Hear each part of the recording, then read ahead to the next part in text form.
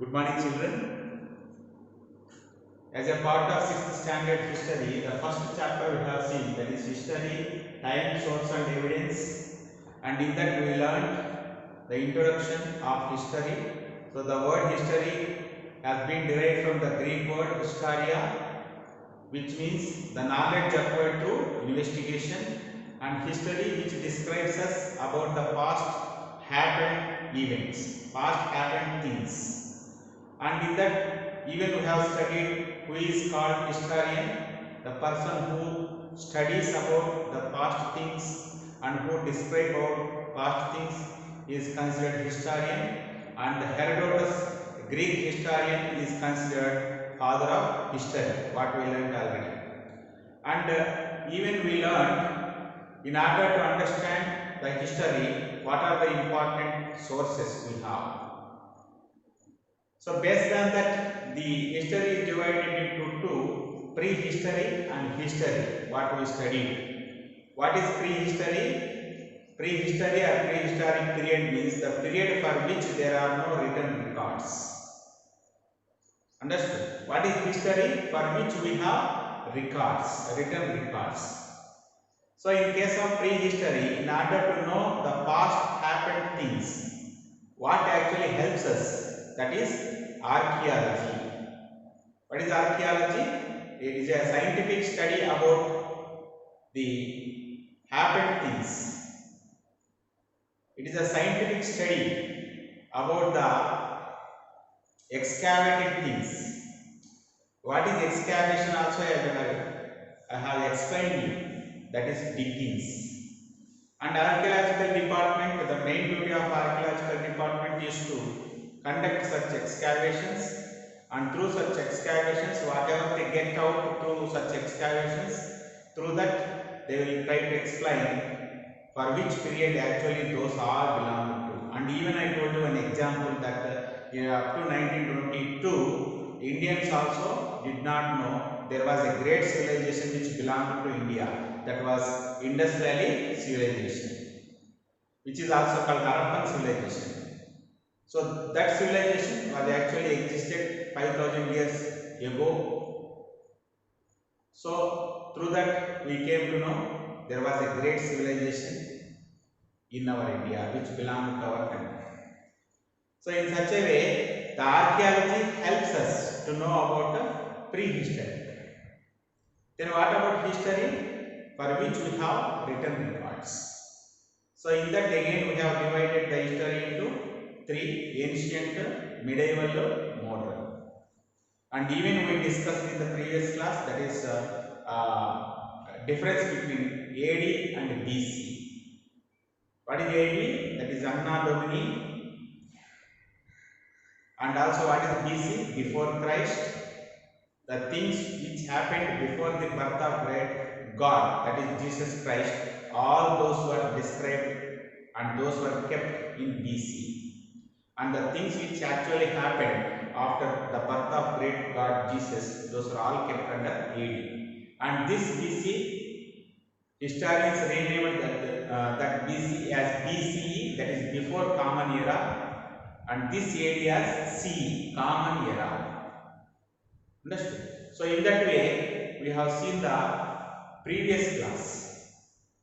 Now we are going to see physical divisions, that is geographical framework of our country. So any country's physical divisions, those have their own impact on the history of that particular country. The geographical framework or physical divisions of any country have their own impact on that particular country's history. So in the same way, our geographical framework, our country's geographical framework, our physical divisions have their own impact on history, and this framework only modify our history. This geographical framework has its own impact on our history. So in what way the geographical framework has its own impact on our history? Let us see. So primarily you have to understand five important things: Himalayas, northern plains, Deccan Plateau, water bodies and coastal regions. These are the important physical regions. Even in the geography chapter also, we discussed in detail about the physical regions. Before starting off the 6th standard, I have explained about those physical regions. So try to understand in what way the first important physical division of India has its impact on our history. So where do you find Himalayas? That is, Himalayas spread across northern part of our country. Where these have been spread? The Himalayas spread across northern part of our country, and these Himalayas actually act as natural barrier. And these Himalayas you can find between Central Asia and India. So these Himalayas acting as what? A natural barrier between what? The Central Asia and India. And these Himalayas could successfully prevent foreign expeditions.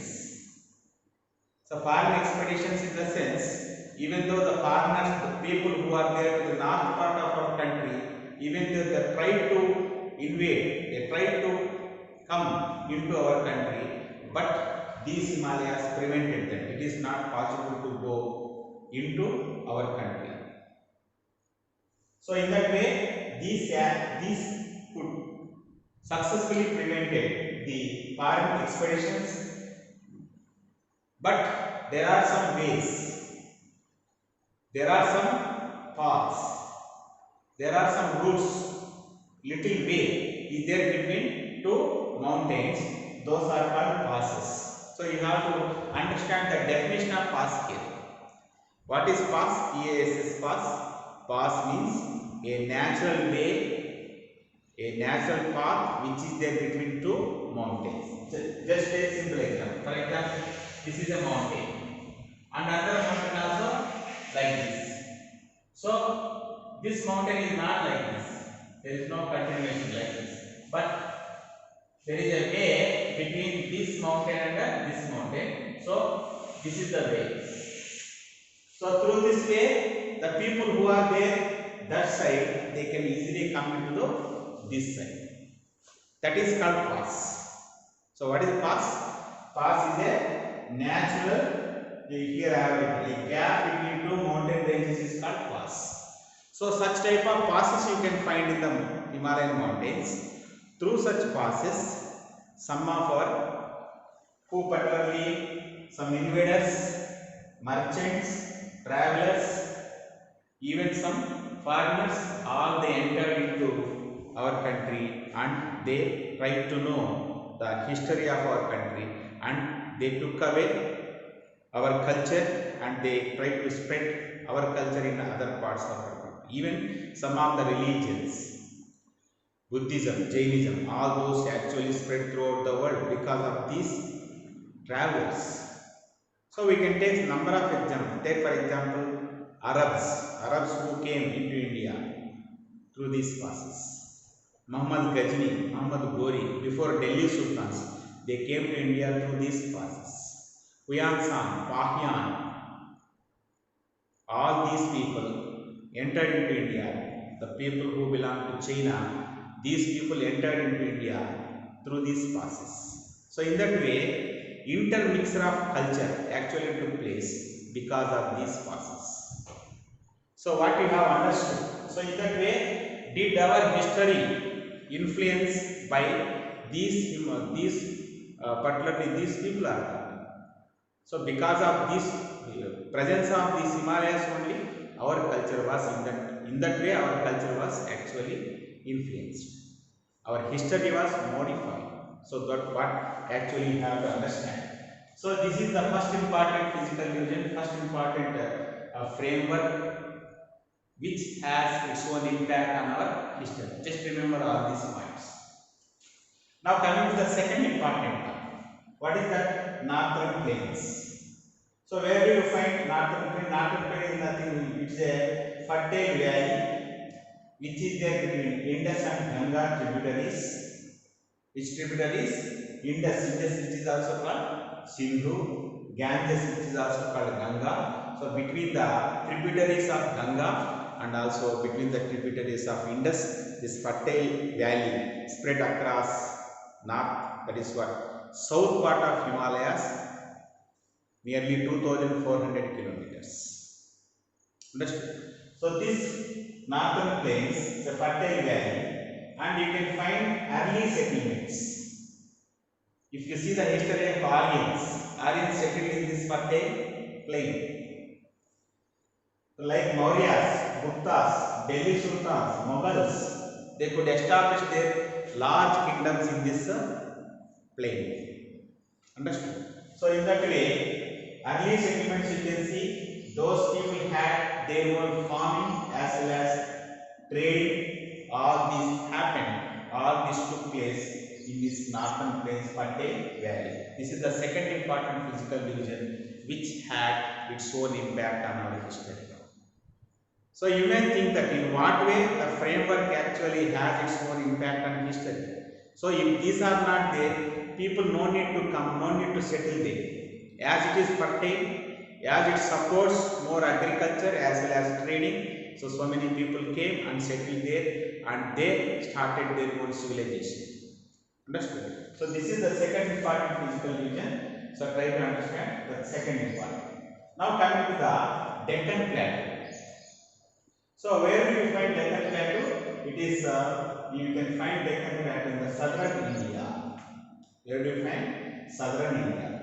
And the northern part of our country is completely separated by the Vindhya and Satpura ranges. That means between northern part and Deccan Plateau, which mountains actually spread, which mountains actually present, that is Vindhya and Satpura mountain ranges. So Vindhya and Satpura mountain ranges are separating Deccan Plateau from northern part of our country. That you have to understand.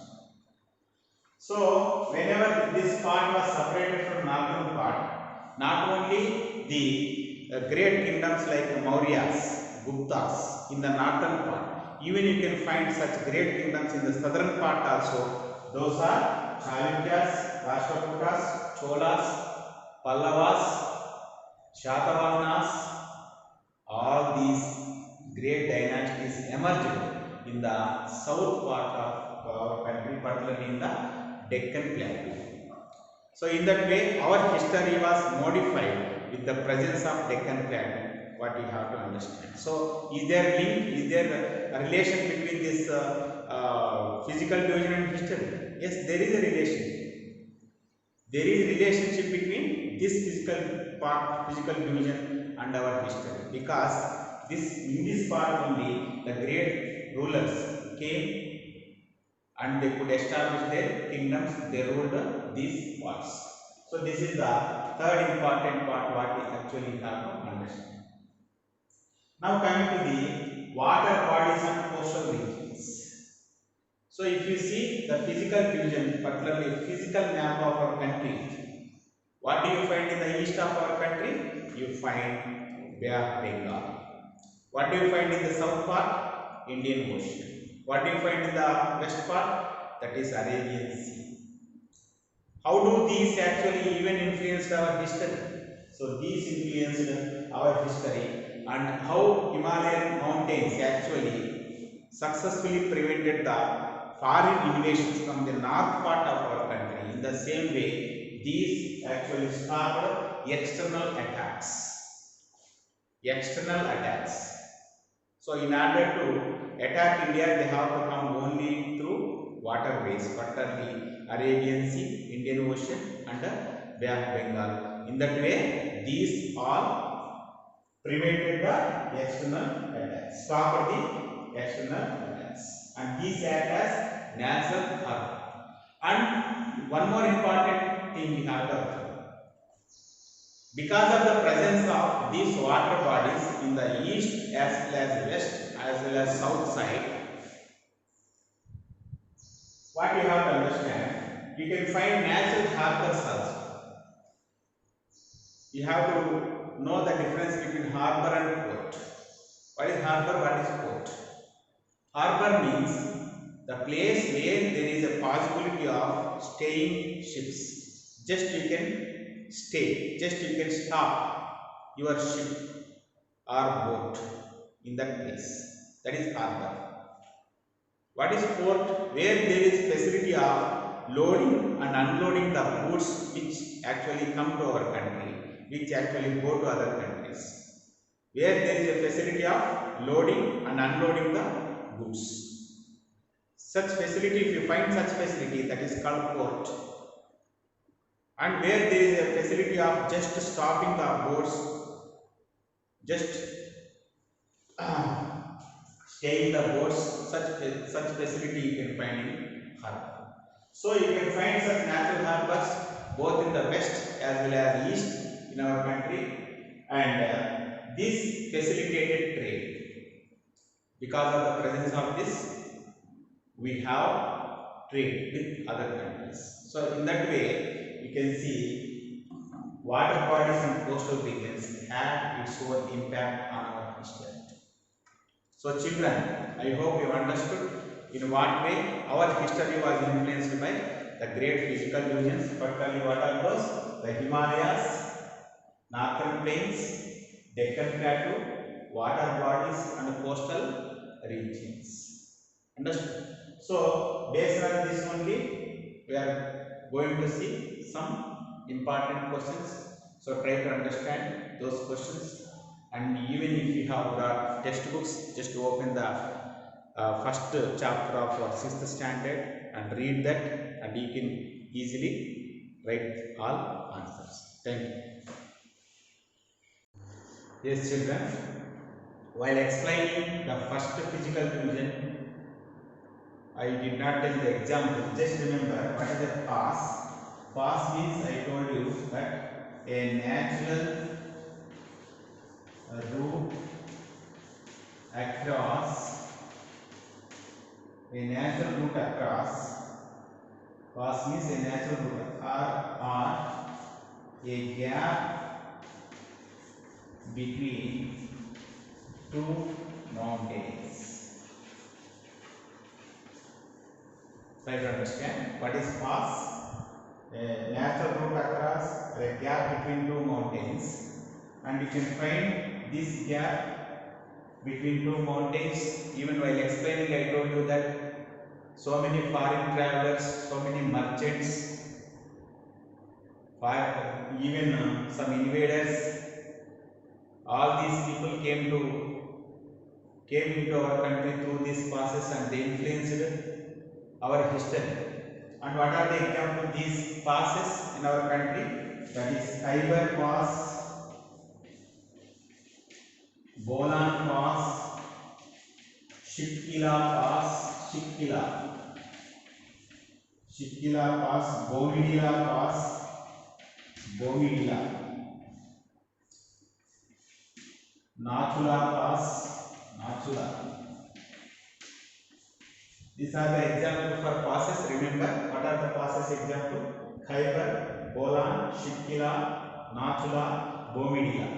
These are the examples for passes which present in our Himalayas. So through that, our foreign rulers and also travelers and also some other invaders entered into India, and they influenced our history. That's what we have to understand. So we missed it there, so that's why I have repeated. Just observe this.